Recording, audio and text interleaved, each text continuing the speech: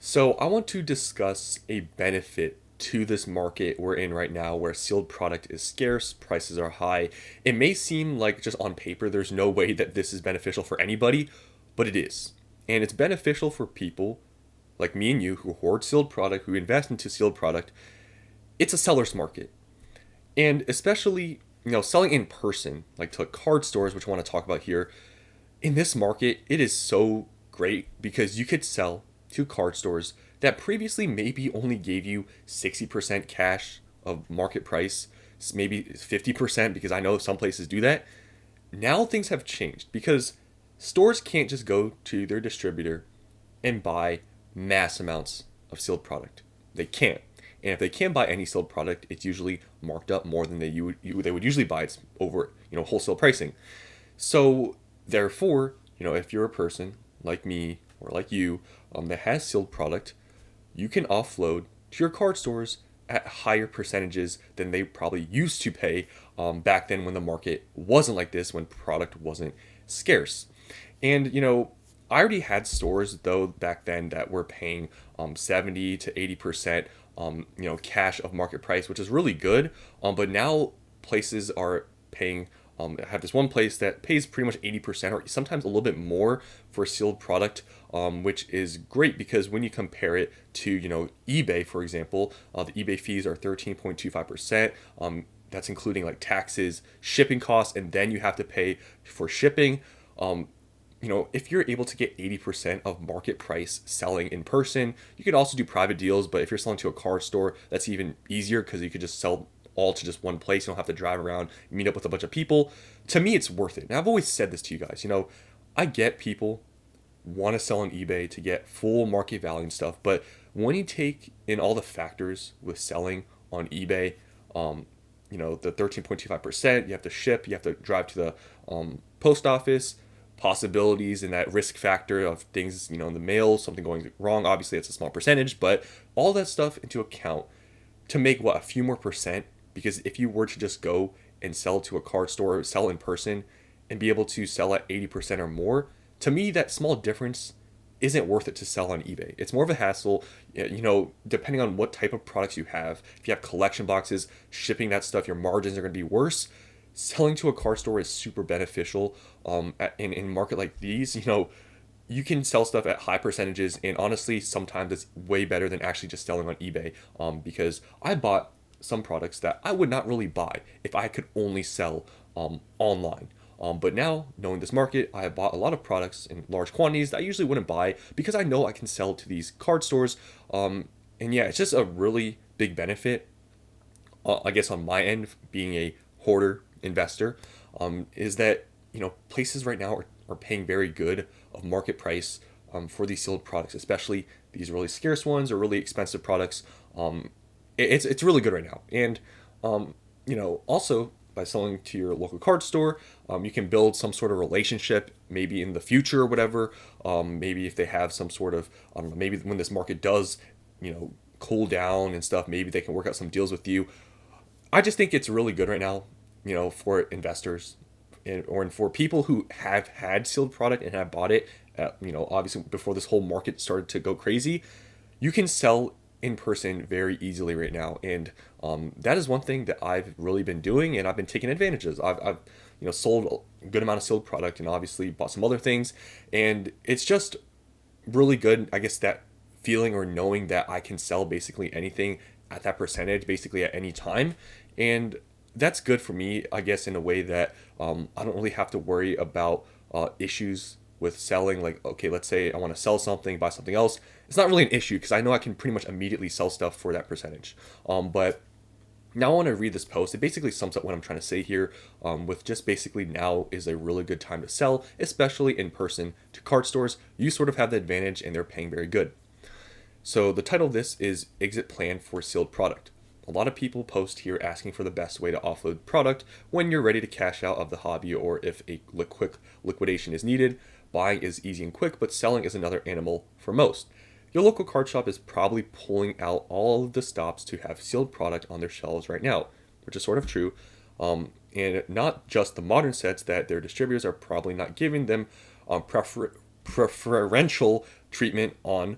I offloaded several products to one of my in my community dating back to X and Y for a little over 80% of the going price on TCG Player, which is pretty good considering, it's a higher priced item. I mean, 80% is pretty strong, because sometimes with higher priced items, like, it could go both ways. Sometimes they'll give you more because it's high price and maybe if it's in high demand, but sometimes if it's super high value and they know it's not really going to move, they might give you a little bit less. But if he was able to get, or her was able to get over 80%, I think that's really good.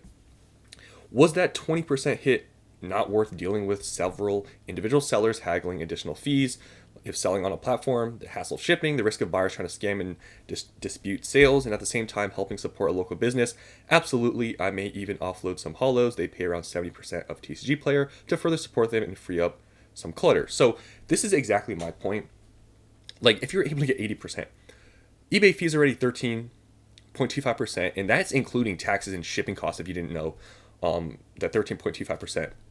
So you take that into account, and then the other stuff with, people maybe making some big deal out of something maybe small. Maybe there's like a scratch in the box. Some people are pretty crazy about that sort of thing with, sealed product and, I guess the condition of it. All those sort of factors, the extra 5%, whatever you're going to make, it's not worth it to me.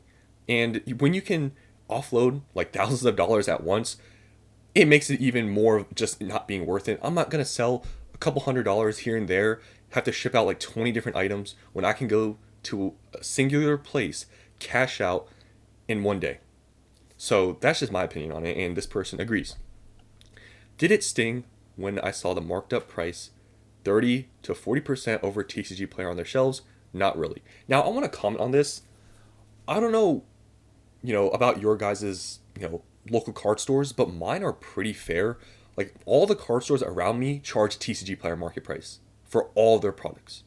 So I don't really know if this is like a super common thing for places to charge this much over TCG Player, but all the ones around me charge market price. So you can comment below about that, because I'm really curious, because I have found no card stores around me that insanely overcharge. Like, none of them do that.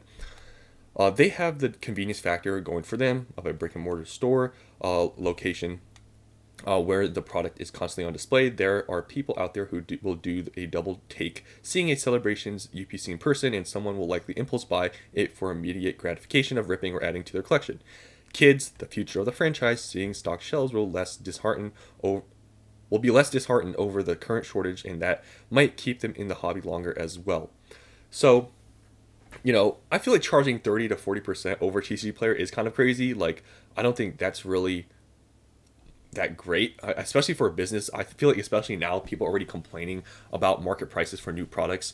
I feel like charging that much over is probably not a good look. But because you already get, these stores already get harassed for charging market price for new products. But yeah, I've seen no places around me doing that though. And this person just gives some bonus tip for selling.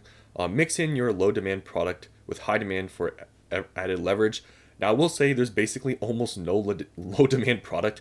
Like, I've kept track of some of my local card stores, like supply of some booster boxes. Like, I remember they had like Vivid Voltage, they had Darkness Ablaze, Scarlet Violet Base. They all sold out like pretty fast. So I feel like there is no low demand product. But they might offer a lower percentage value for a Battle Styles ETB by itself, but if you add in an Obsidian Flames ETB, you can negotiate a higher value on the less desired item, since they are getting something better in the trade. So I don't know if that always works. Some people might not really care about that. Like, some stores might be like, it is what it is, like, just because you're giving us this, whatever, but you can negotiate. They often face dilemmas like this with their distributors. You can buy a case of Prismatic ETBs, but only if you also buy 8 cases of Battle Academies. If you play Call of Duty, this is why an operator might be in a bundle rather than being sold standalone cheaper. You can only buy it with other less desired product. Time and resources went into creating. TLDR, offload your sold product with an LCS at a slight discount to eliminate the risk / hassle of selling while keeping their shelves stocked. So, this is definitely me. Like, this whole thing, yeah, I could have just read this and it would have pretty much explained everything, but to just go more into depth, I wanted to give you guys, I guess, my take, my whole opinion about selling to card stores, and just this person, how basically they think the exact same way as me. So let's just read some comments and I'll summarize this video up. So this person said, it took me less than 2 days to sell product on Facebook Marketplace locally for 90%, multiple times with about 20 minutes total invested for chats and ignoring lowballers. So this is very location based and definitely not applicable to everyone. So yeah, if you're going to sell in person to like, on Facebook Marketplace, your location really does matter, because if you live in the middle of nowhere, I mean, Pokemon might not be that popular. And selling these items that are higher priced, your market is going to shrink even more. So it really depends. But if you have like maybe a local card store, if you're in the middle of nowhere, maybe that's a better option than just doing Facebook Marketplace, possibly. It depends on your product, but I'd say you did good. If your product is Target, Walmart, and undesirables like collection boxes with no cool promos or building battles, then yes, 80% is awesome. If you have PCETBs, booster boxes from the best modern sets, any more premium, I would not offload it at 80%. That stuff is gold. I will say many people hold sealed and haven't tried selling to convince themselves they deserve full value. The market dictates which of your sealed product is desirable, so be picky in what you buy and when you buy it so that you have the most optimal margins. So I still think, I get what they're saying here. 80% is still not great for like the high, like I guess premium items. But if you think about it, still the same percentages and fees apply if you sell on eBay. Like, obviously maybe if you sell on Facebook, you might be able to get 90% or something like that. But if you're selling on eBay, still 13.25% shipping, taxes, all those sorts of things. It's still the same concept. If I were looking to get out, I'd sell to an LCS at 70-75%. It's easier than dealing with multiple people. I get a bit less money, but I also don't have to deal with the hassle of meeting 100 plus people. So I'd say right now, 70% if your local car store is paying that for cash. I feel like 70 is kind of on the lower end, because I mean, if you really think about it, these stores really can't buy much. They're buying from the open market. So I'd say 75 to 80% is better, but yeah, I've been able to sell at around 80%. What a lot of people seem to ignore here is, whilst eBay auctions are essentially market price, you can literally just list your buy it now plus 10% of market and wait for someone to buy. No sale, no postage, no stress. You'd be surprised if you list enough, some people will sell, some will sell periodically. 110% is a lot better than 75 to 80%, even with eBay fees. So you can definitely do that, because inevitably it seems like just everything's going up right now. That's definitely a route you can take. But still, for me, it's like, it's not worth it, because I have some product I have like so much of. I don't want to sell. I don't want to like have to package hundreds of things. Like, it's not worth it. So yeah, that for me, it's still worth selling at 80%.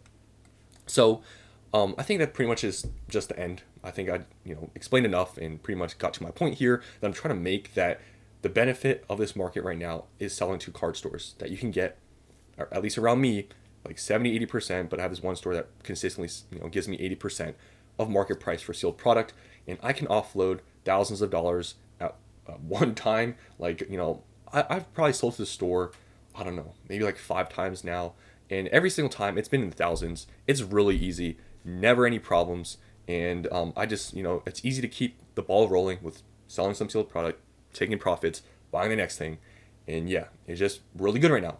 So just want to share this. Because I know it seems like this market is terrible, and there's nothing good about it. But if you already have sealed product and you want to sell, it's great. So that's the end of this video. Hope you guys enjoyed, and I'll see you in the next one.